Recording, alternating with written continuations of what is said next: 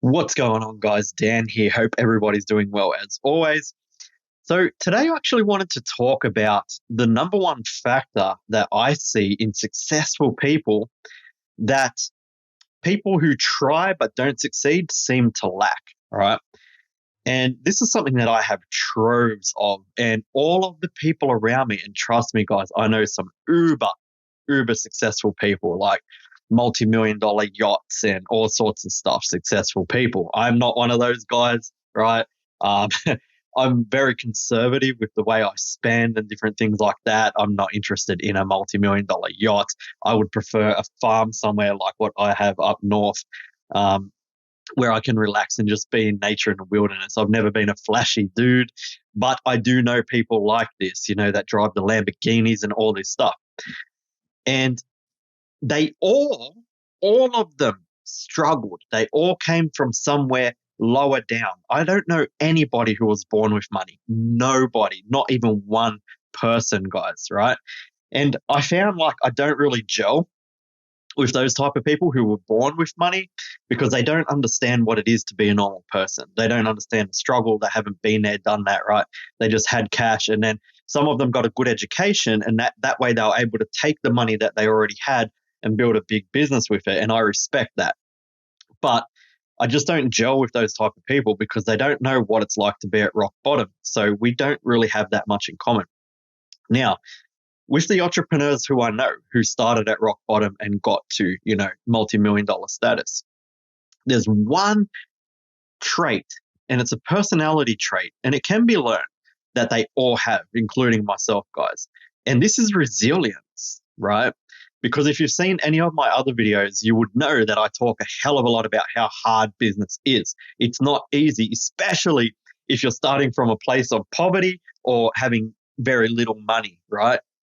Especially if you've got other commitments like a family and a mortgage to pay and all these things, and you've only got a tiny little bit of money left over, and you've got to be very conservative where you put that money. This is extremely hard to do, right?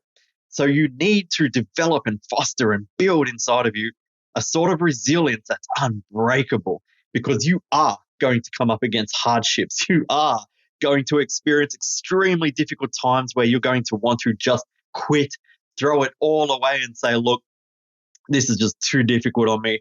My heart hurts. I've literally thought of I'm having heart attacks, guys. The cortisol levels, have the stress, all the things that I've been through, and all of the other entrepreneurs on a high level who I know have all been through these things.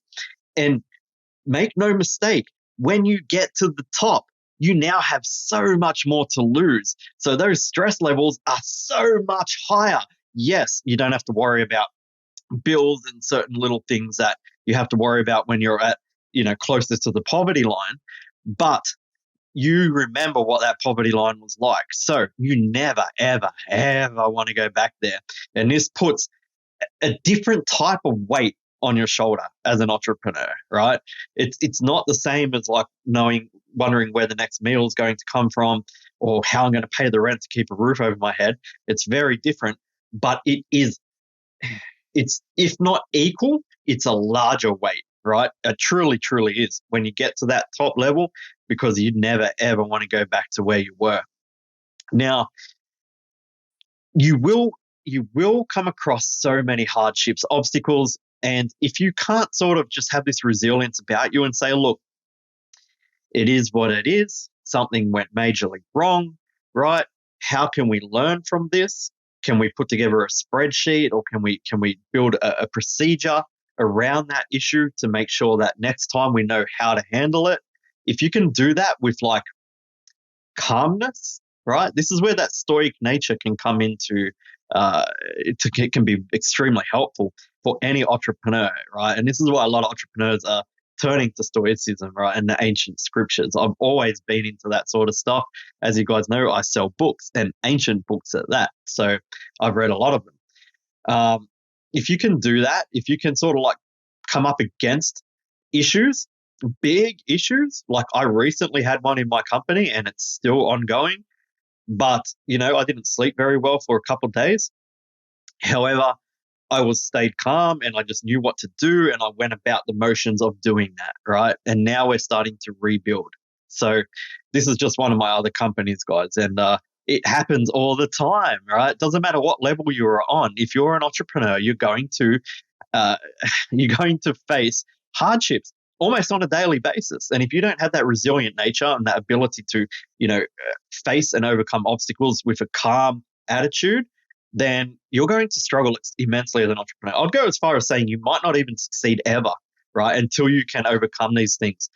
Now, since I've been a coach, I've been uh, subject to a lot of different personality types. And I've always studied human nature and a bit of psychology and stuff in the past. So I already knew about, the major mitigating factors when it comes to personality, in the human experience.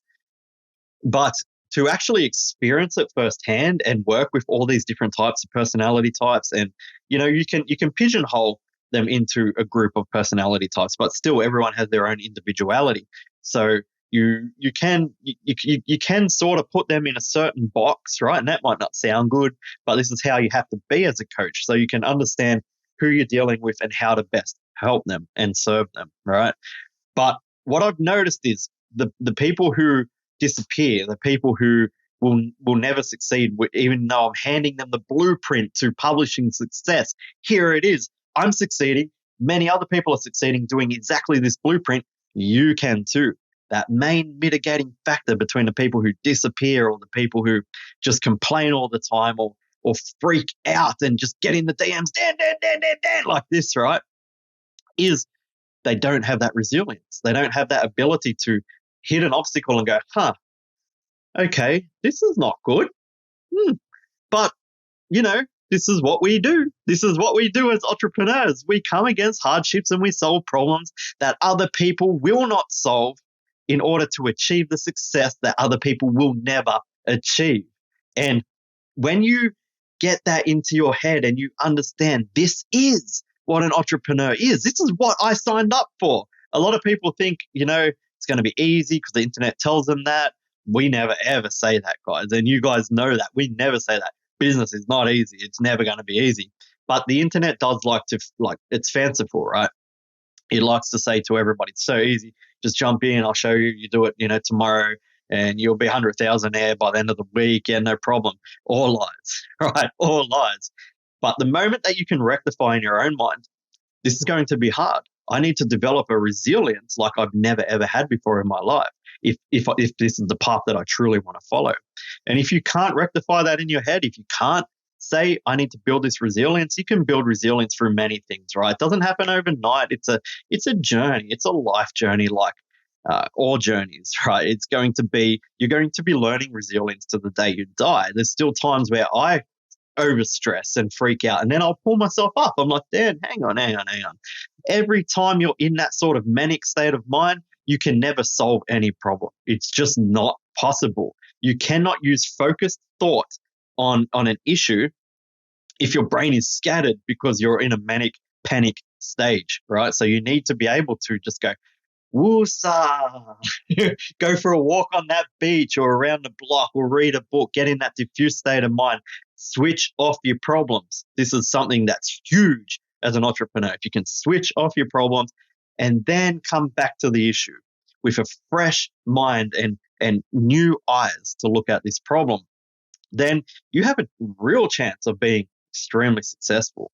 But if you can't sort of rectify that in your mind that this is the path that you need to take, or you don't want to, or you say, look, I didn't sign up for all of this struggle and hardship, right?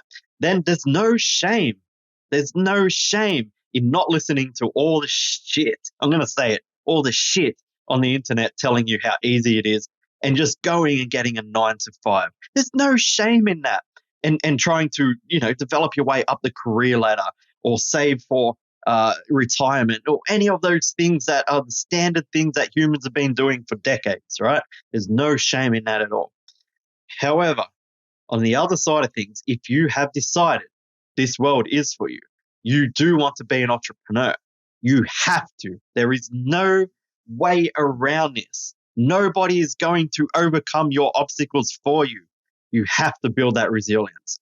We can hand you on a platter the entire structure, the strategy, everything you need to know, the mindset, the training, the whole works and say, this is how you can succeed. But the moment you come up against an obstacle and you let your stress levels overtake you, you freak out, you jump in my DMs, you do all of these things that are detrimental to you overcoming that obstacle, you're going to fail at overcoming that obstacle.